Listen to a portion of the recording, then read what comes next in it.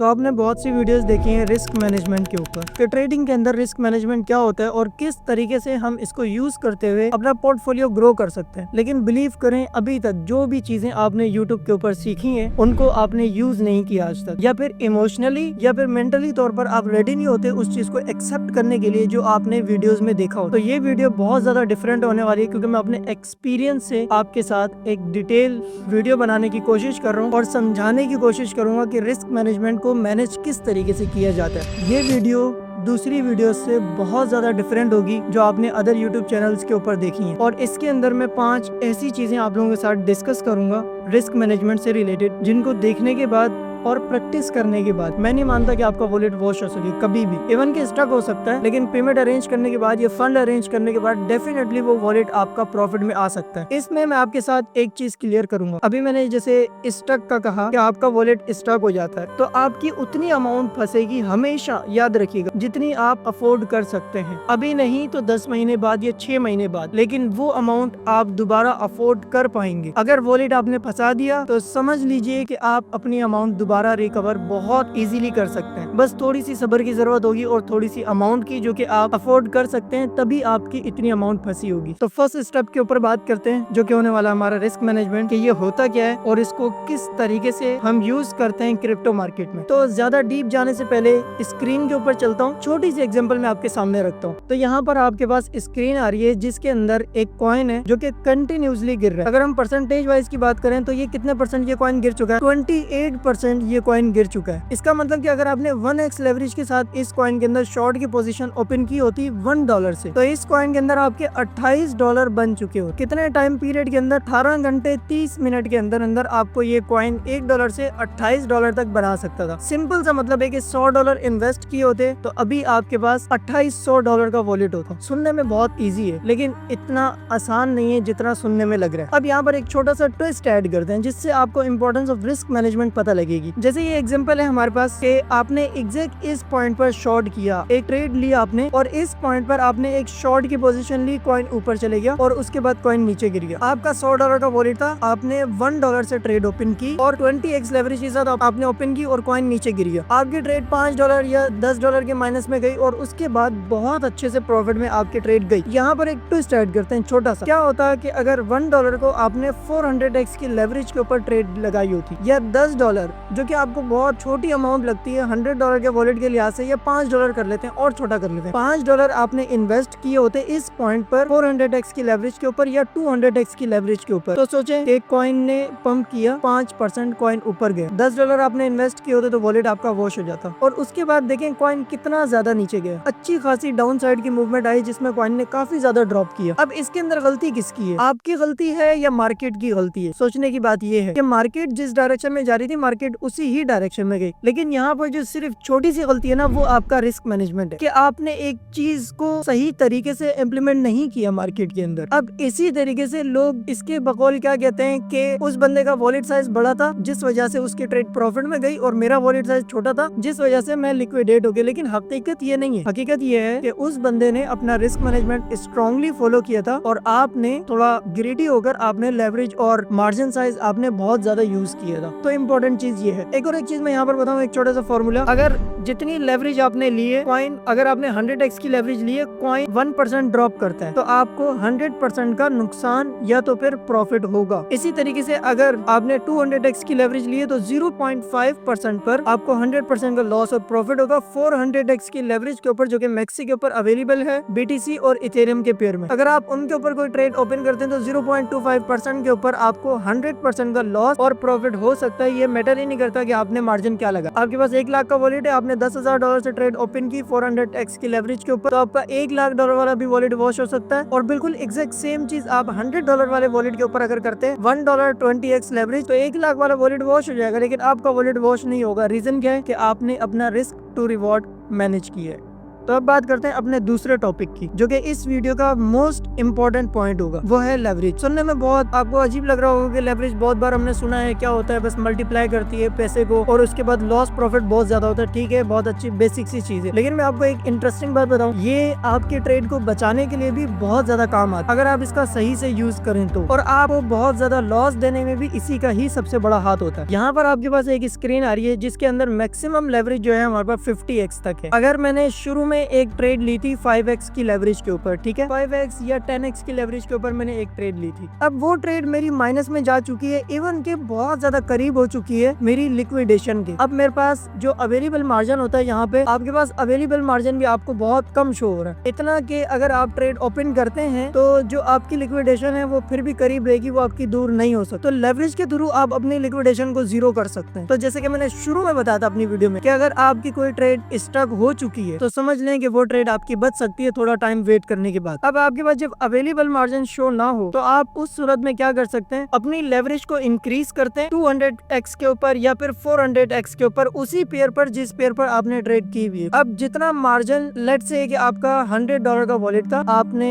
$100 से trade open की थी 1x की लेवरेज के ऊपर, उसको कर देंगे 100x लेवरेज के ऊपर कन्वर्ट कर देंगे। 1x लेवरेज आपने शुरू में लगाई थी, माइनस चल रहा है $10-15 या $80 आपका माइनस चल रहा है, तो 1x को आपने कन्वर्ट कर दिया 100 के ऊपर या 200x लेवरेज के ऊपर आपने कन्वर्ट कर दिया। 200x के ऊपर जैसे ही आप कन्वर्ट करेंगे तो $9 आपके ट्रेड में इन्वेस्ट हो जाएंगे। लॉस के अलावा जो रिमेनिंग अमाउंट होगी वो आपके वॉलेट में शो हो जाएगी, जिससे आप एक और एक ट्रेड ओपन करके अपने वॉलेट को फंसा सकते। मतलब आपका वॉलेट स्टक हो गया, आपके पास अवेलेबल मार्जिन आ गया। जब आपने लेवरेज इंक्रीज की तो आपकी जो ट्रेड है उसका मार्जिन कम हो गया। ये चीज मैंने लाइव स्ट्रीम के अंदर बताई है, अगर आपको नहीं पता तो मेरी लाइव स्ट्रीम जाकर देखिएगा, जो मेरी $100 वाली चैलेंज वाली लाइव स्ट्रीम है। फर्स्ट लाइव स्ट्रीम से लेकर तीसरी या चौथी लाइव स्ट्रीम तक मैंने टोटली रिस्क मैनेजमेंट को डिस्कस किया था, आप उसको जाकर देख सकते हैं। अब आपका जो मार्जिन कम हो जाएगा, उस मार्जिन से आप किसी और पेयर में भी ट्रेड कर सकते हैं इस ट्रेड को फंसाने के बाद। जैसे कि इस ट्रेड के अंदर आपका लॉस चल रहा है तकरीबन $50, तो $50 आपके स्टॉक हो गए, $50 आपके बच गए। अब जो नेक्स्ट आपके पास $50 बचे हैं, आप वो किसी और पेयर के ऊपर ट्रेड करके इस $50 की रिकवरी कर सकते हो। जरूरी नहीं है कि आप हमेशा ही मार्जिन ऐड करें। अगर आप $20 $30 भी अपने वॉलेट में बचा लेते हैं तो वो आपकी अमाउंट को रिकवरी करने के लिए बहुत इंपॉर्टेंट है। अब बात करते हैं अपने तीसरे पॉइंट की,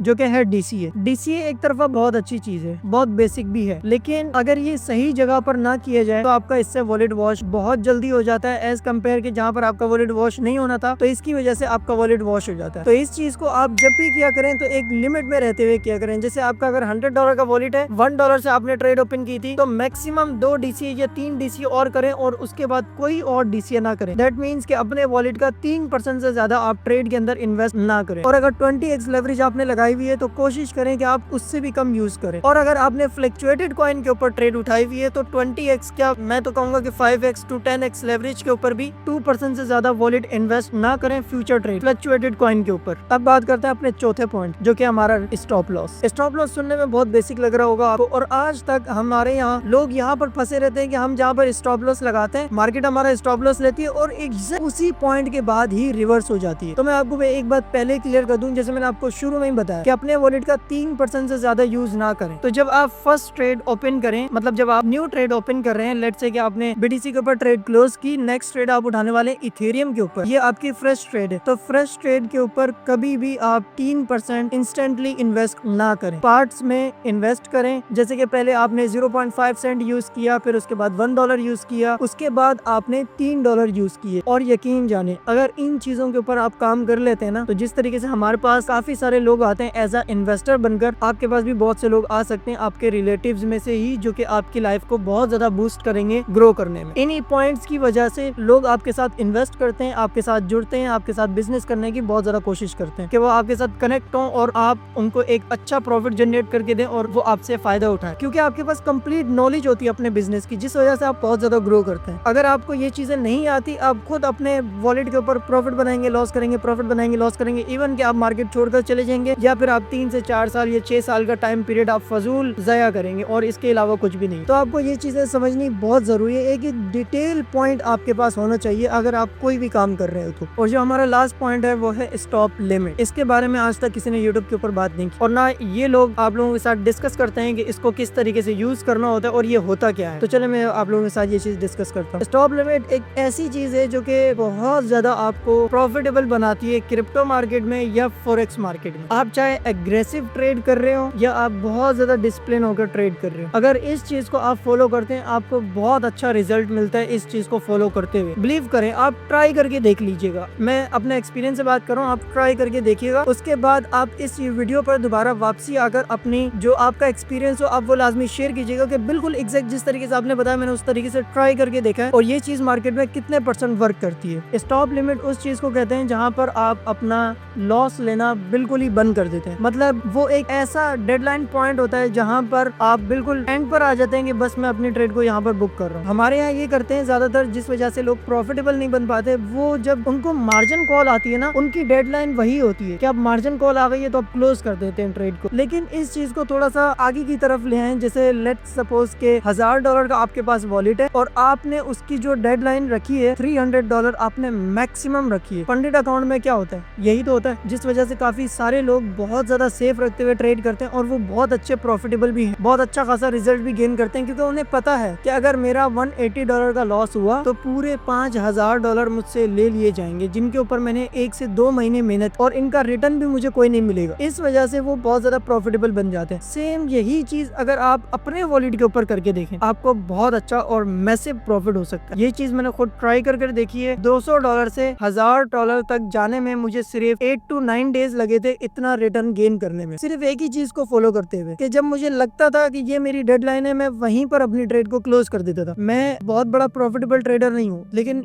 एक चीज बहुत इंपॉर्टेंट है कि अपनी ट्रेड को लॉस में बुक करना। इस चीज को लोग एक्सेप्ट नहीं करते, जिस वजह से उनका मार्केट में हमेशा वॉलेट वॉश होता है। खुद को ही देख लें, आप कितने वॉलेट वॉश कर चुके हैं, इतनी अमाउंट आप मार्केट के अंदर जाया कर चुके हैं। बस आपको हमेशा आप दिल को एक तसल्ली देते हो कि मैं अब प्रॉफिटेबल बन जाऊंगा, मैंने ये गलती दोबारा नहीं करनी। लेकिन यकीन जाने आप बिल्कुल एग्जैक्ट सेम वही गलती दोबारा कर। कितनी बार आपका वॉलेट एक ही गलती की वजह से वॉश हुआ होगा और वो पता है क्या होगी कि आप अपने ट्रेड को अपने टाइम पर क्लोज ही नहीं करते, आपने एसएल नहीं लगाया होता। एसएल की मैं बात सिर्फ इसलिए कर रहा हूँ ताकि आपको ये चीज पता लगे कि अगर मैंने स्टॉप लॉस लगाया होता उस पॉइंट पर तो मेरा पूरा वॉलेट बच जाता, सिर्फ $150 का लॉस होता, पूरे $1000 बच जाते। लेकिन उसी $150 को ना क्लोज करने की वजह से आपके $1000 वॉश होते। और यकीन जाने एक गलती अगर एक बार की जाए तो वो गलती एक्सेप्ट होती है, लेकिन वही चीज अगर दोबारा की जाए तो वो गलती नहीं बेवकूफी कहलाती है। अब इस वीडियो को देखने के बाद आपने सिर्फ एक ही चीज को फॉलो करना है, जिस तरीके से जो पॉइंट मैंने इस वीडियो के अंदर बताए वो, और मोस्ट इंपोर्टेंट चीज स्टॉप लिमिट। क्या आप एक डेडलाइन अपने वॉलेट की हमेशा सेट रखेंगे। 1000 का वॉलेट है तो $300 की आपकी डेडलाइन होगी, यहाँ तक वॉलेट आएगा तो आप अपनी ट्रेड को क्लोज कर देंगे, चाहे उसके बाद आपके ट्रेड $10,000 ही प्रॉफिट में क्यों ना चली जाए। मैं छोटी सी एग्जांपल के साथ इस वीडियो को एंड करूंगा कि अगर किसी के पास $1 लाख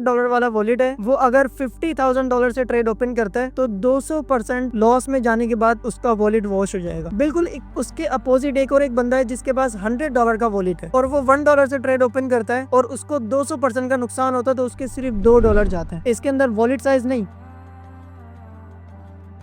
ये गुब्बारे मैकबुक वालों की तरफ से है, मेरी तरफ से नहीं है। तो इसके अंदर गलती उसकी वॉलेट वाले की नहीं है, इसके अंदर गलती रिस्क मैनेजमेंट की है कि आप किस तरीके से ट्रेड कर रहे हैं। मेक श्योर करें कि इस वीडियो को देखने के बाद इन सारी चीजों के ऊपर स्टिक रहिएगा और इन चीजों को स्ट्रांगली फॉलो कीजिएगा, आपको बहुत अच्छा प्रॉफिट होगा। मैं आप सबके कमेंट का वेट करूंगा कि आप लोगों का क्या रिजल्ट आता है।